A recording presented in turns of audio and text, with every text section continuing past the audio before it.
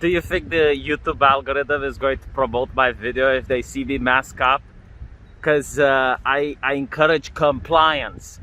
I'm making the people at social media happy. I obey. Is the best type of citizen, right? The one that obeys. Obey. Luckily, I don't have to wear it unless I'm in a public building, right? I'm in a park right now. I'm in Romania. The park is a public place, so I don't have to mask up. But you obey, right? Don't get me into trouble. You obey. Follow whatever the politicians say, because the politicians are much smarter than you. Okay, so obey. Oh, the key word that I want you guys to take from this channel is to obey. All right. So if you need to mask up, mask up. If you can go to a protest without masking up, then obey, but make sure you follow the right things. Yeah, protesting. That's the topic of today. Protesting. When you protest, it used to be when I was growing up like a protest, a couple of people marching on the street demanding something, right? Now a protest is when a rich girl goes out and breaks stuff. That is protesting now, right? So a wealthy person going and destroying businesses, $100,000 in damages. That's just as much. It's actually more than the house that I want to buy costs, right? So I want to buy a house now. I'm making a loan from the bank. I can't work in, I think, 3 to 4 years as much as that person managed to destroy in one night. That is spectacular. That is astonishing. Like the level of dedication, the skills required to destroy $100,000 worth of property. My God, and you're looking, is it like a person that's oppressed? Is it like, someone lashing out, the voice of the unheard?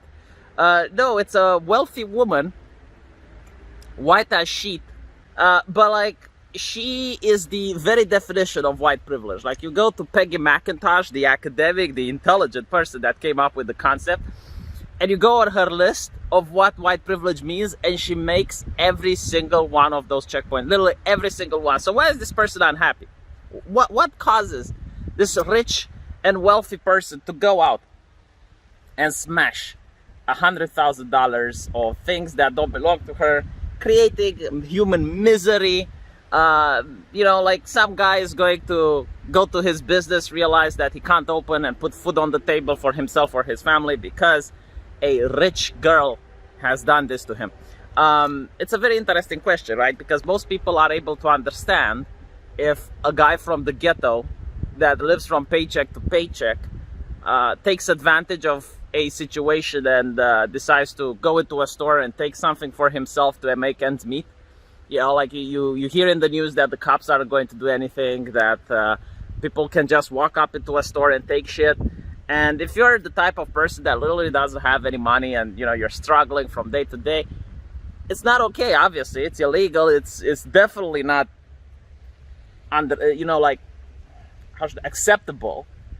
But at least you can understand that mindset. You can put yourself into the shoes. But like, what if I wouldn't have anything to eat for tomorrow? What would I do? Would I be able to resist the temptation? Because that's the thing, right? It's the temptation. When you don't have anything, it's a lot more tempting. But when you have all of the things, when you're rich and you're so privileged, then people don't understand anymore. It's like this lady lives in $1 million apartment. Why is she why is she destroying stuff that isn't hers? Like, how does one get to that point? I think I would make a very interesting movie, right? The critics would give 1%, but the actual audience, the paying customer, would probably give 100% reviews. A movie about like this really good girl that studies at school, she gets full A's, she's got a loving family, she lives in a wealthy house, and then life experience happened to her, and she ends up destroying property and serving a lot of years in a prison, right? She's doing hard time now because of poor life choices. And I would go through the details of how she goes to a prestigious university and some teacher there gets her in order to be a revolutionary. And she ends up doing all of these things, gets into cahoots with some bad influencers dressed in black that are all white people, but they're teaching her about how she's oppressed and how she needs to destroy capitalism, right? So here's my take on this. If you watched some of the arrests made recently into the United States, you will notice that there is a group of, I can't call them protesters, I mean anarchists, okay? That's the correct definition. They don't want to steal for themselves. They don't want to loot because they already have money. They already have cash. There was a video with a couple of people coming out of SUVs and destroying a business and then going back in a SUV. There was another video of a couple of rich kids in wealthy cars giving bricks to protesters. You know, like, they're not the ones getting arrested. They're not the ones that think they're going to serve time. They're just getting other people into problems.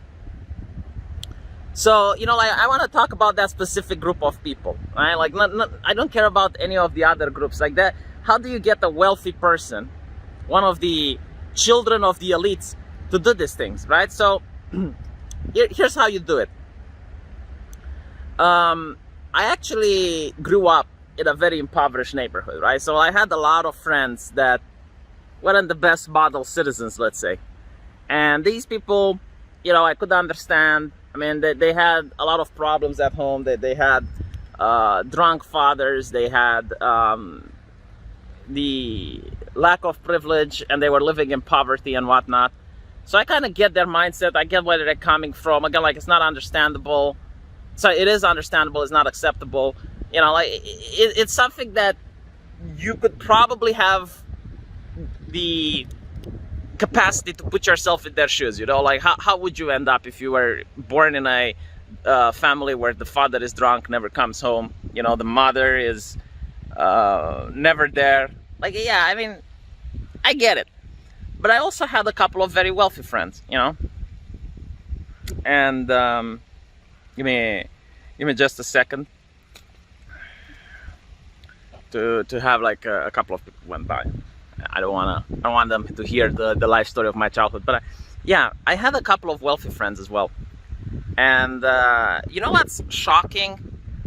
When you talk with them, they don't consider themselves to be wealthy at all. And like, this guy used to live in a big manor, and he also had an apartment. He had an expensive luxurious car. You know, he had a lot of pocket money, and he did not consider himself to be wealthy. Like, when you talk with him, he will always say, yeah, but my father is wealthy, my mother is wealthy, you know, I have to listen to them if I want to get this stuff. Like, I want to be independent, I want to. And that's, I think, the main problem. It's a lot of envy, believe it or not. Not all wealthy people are like this, but there were a couple that definitely thought like this, right? So they think that this wealth doesn't belong to them, right? They probably noticed that at one point in their life they're going to be cut off from all this wealth, and they know deep inside that they're never going to make as much money as their parents did. And I think it's the same in the United States. Like, you have these rich, spoiled kids that really don't understand that they're actually better off than other people, right? Like, they consider themselves to not produce any money, and because of that they think they're poor. But they forget the fact that they live in these luxurious places, that they drive these luxurious cars, that you know, that they're able to have pocket money to go out on a date. I mean, for me, dating was really difficult because I didn't have the money in order to... The fuck is it doing? Just go away. Hey, what a world where even the pigeons don't respect you anymore. Like, they're coming next to me as if they just shoo. Look at it, look at it, it's coming back now. Oh my god. But yeah, so as I was saying, imagine faking yourself you're poor when you have all this stuff that other people don't. And it was actually a big problem going out on a date, because like, my parents couldn't afford to give me money. Like, they couldn't afford to give me pocket change even to buy an ice cream or something, right? And you're taking a girl out in the middle of the winter, you need to go, you know, someplace warm, like a bar or a cafe, whatever. So yeah, like that was my problem. And these rich kids never had that problem. They don't know how it's like to be poor, so that's why they don't care when they destroy the business of a person they don't know. But yeah, like, that's one of the things. The other thing is the indoctrination that's happening in these universities. Like, you have the girl in question with, I think like her mother was a psychiatrist working at the Columbia University. Yeah, I kind of think like I get the vibes of the type of ideology that was pushed in that household. I might be wrong, I don't want to stereotype, but like definitely I know the type of ideology that's pushed at leftist universities. And there was like this interesting story that I covered, I think like 3 or 4 years ago, where the daughter of some wealthy individual who owned his own business, she was sitting at her own apartment provided by her father. The father gave her a job, which is kind of difficult to get nowadays. And on top of that, she got a lot of pocket money and a free car. So what she ends up doing is like she gets into this group of far leftist radicals and she starts burning the American flag and posts it on Facebook. Now her father, which was a war veteran, looks at this and doesn't really understand what he is seeing. So what he wants to do is to talk with her, right? Like he wants to communicate with her and ask her, it's like, why are you doing this? Like he wasn't into being upset as in trying to censor her because he believed in free speech, but he just wanted to have a conversation. And what ends up happening is the girl blocks him, right? She blocks him on Facebook. So at this point, the dad gets upset and cuts it off, right? He's like, I want my car back. I want you out of my apartment. I'm firing you. You find your own job. If you want to be independent, do what you want. And instead of her apologizing and realizing that what she's doing, like she's setting herself up on the wrong path, she starts going on various pages, getting her friends to attack her dad's business, gives him low reviews, tries to call his dad a misogynist and a sexist because that was trendy back then. Like how do you get to that point? How do you get to the point where you send your kid that is a straight A student, you send him to a university, and he turns into this person that hates his family, is doing illegal stuff, and is about to get himself in prison, like makes these wrong decisions and hangs out with the wrong crowd that doesn't want their benefit and their best in mind. And this is something that's worth talking about. This is something that more people should know. Like, some of these universities and some of the things that are teaching there are not okay. And the universities are aware of this, which is why they freaked out when COVID happened and they were going to have to stream online courses, and now the parents are able to see what their kids are learning. They really freaked out because they know what they're doing is not okay. I remember with the Kavanaugh thing, you had a lot of students protesting, and you had even students breaking in and going on the house, the floors of the house, and starting to chant. And all of that was illegal. I think 100 of them got arrested. You know who didn't get arrested? The university professors. They didn't get arrested. The people that actually incited the mob of students to do these illegal crimes, they didn't get arrested. The only people that suffered are the students themselves, who now have a criminal record, and their parents, who work really hard in order to get money so that they can go to a university, and they find out that little Billy is now in prison. That's the horrible thing of it, and no one wants to talk about it. And these students, these kids, they kind of realize that they're not being given the same hand that like their parents did. That's another factor. Most of these students realize that unemployment is quite high and it's difficult to get a job. They're not going to be happy working at a Starbucks because, hey, they did a university, like they deserve better, right? Because they have a university degree. They're not going to be the type of person that's going to work at a Starbucks or a McDonald's for the rest of their life. I guess another rich kid did something, huh? So what they end up doing is that they have all this repressed anger, all of this anger in them, and in a way they're kind of right, I guess, but they don't know how to channel that negative energy towards the people that actually screwed them over. I think Elizabeth Warren is the only person in the United States that wrote the greatest book about economy. Like, even right-wingers didn't manage to write a book that good. And in her book, she talks about the turning point of the United States. And the turning point of the United States is when the economy went to the worst, to the point where one income can't handle a family anymore. So you can't have an entire family based on one income where one person works and everyone else stays home. You can't have that, right? Like there was a turning point in America where that wasn't possible.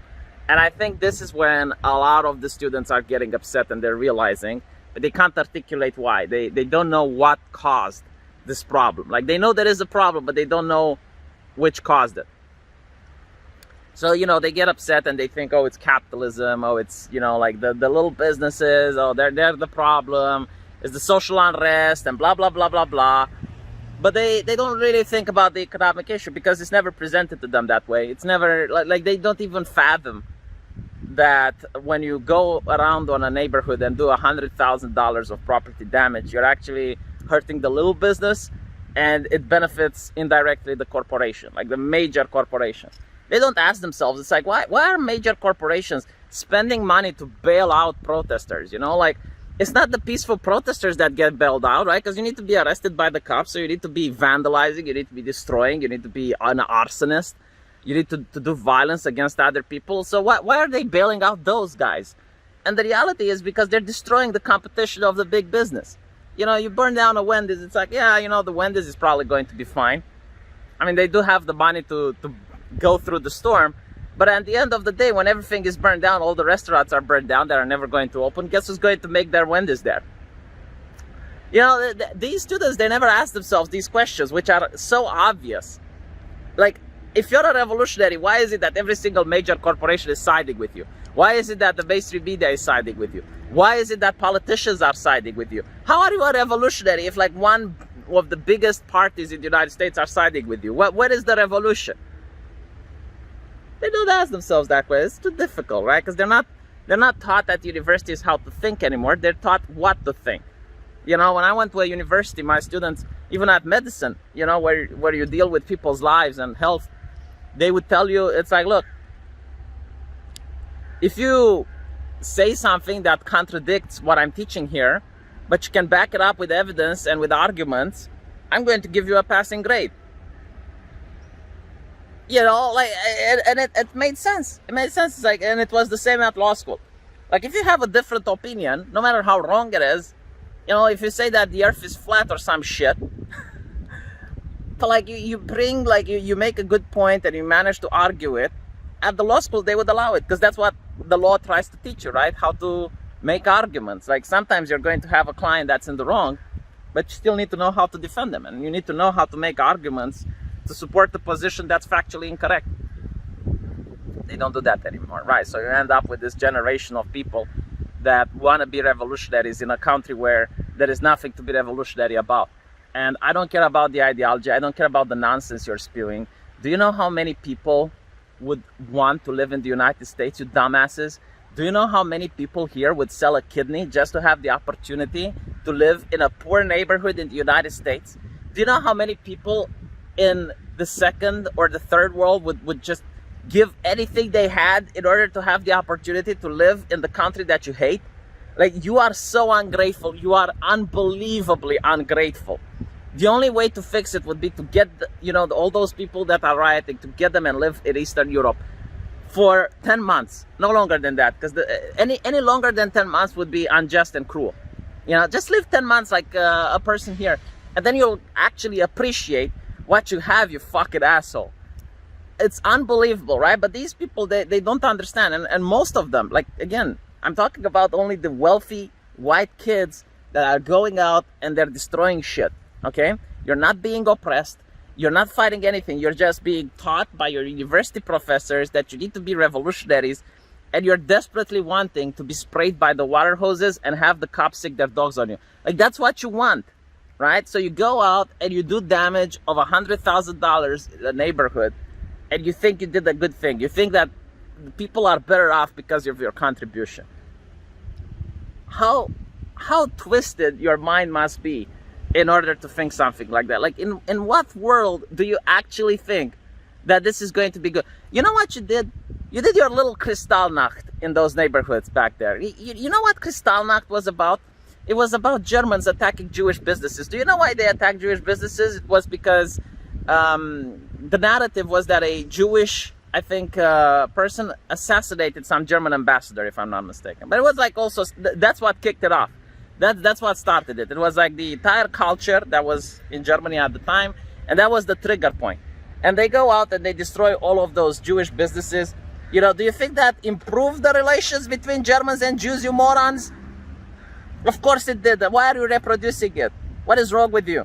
Just stop it. You're doing the exact same shit. You're going around and destroying businesses. And heaven forbid, like the Twitter is full with minorities just crying that their businesses were destroyed. And you have communists, white communists, telling them to shut the fuck up because it's for their own good. So disgusting. You know, I needed to rant about this. I needed to vent a little bit because I don't know how much YouTube allows for you to complain. Like, imagine living in a world where you talking about arson being wrong and talking about doing $100,000 worth of damage as a rich person is controversial. You know, it's a gray area. I don't know. I don't know if I'm being naughty by making this video. I mean, technically, I hope not, because I read the terms of service. I'm not doing anything naughty. But you never know. I guess, look at the audacity, man.